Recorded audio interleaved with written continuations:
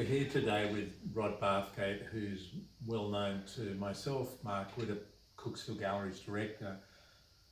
But Rod is an icon, certainly in the Newcastle area, and that's expanded on a national basis. And he's working with PASTEL in the main.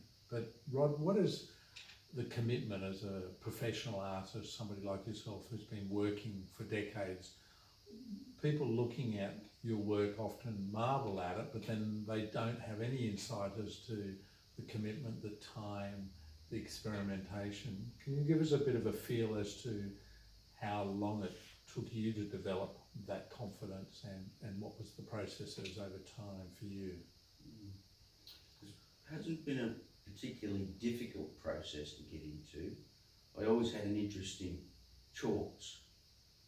From a very early age, I used school chalks. My teacher in primary school gave me a half an hour before school to be able to do a little chalk representation when I was about 10 or 11. And that was just there for the day, and then I'd remove it. So it sparked my interest in the immediacy of it, even though they were pretty crude. Today I'm using materials that are much more sophisticated. But looking back through the history of the work that I've done, I think when I first saw you, one of the first comments that you made to me was, "Come to me with a finished product."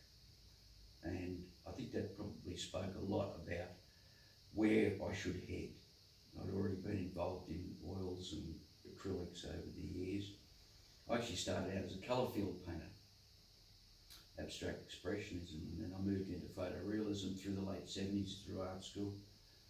So I didn't pick them up till quite late, as I kind of felt like they're a medium that I was attuned to, that I already knew that I could handle. Watercolour was another that I enjoy, but knowing that I could do it, then I just thought, I'll try a medium that I can really.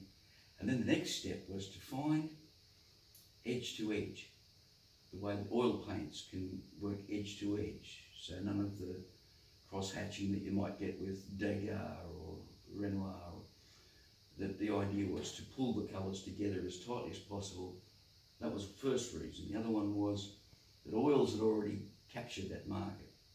I thought pastels were regarded as the poor brother, the sketch medium. And today, even today, I still call them sketches or drawings, not paintings, because there's still that element, that fluidity and that freedom. Sometimes there's too much freedom, so I can pull them back a bit. But the raw pigments, they're very attractive. The lack of drying time, very little mixing time, leaves me an enormous amount of scope to be able to just work on the image.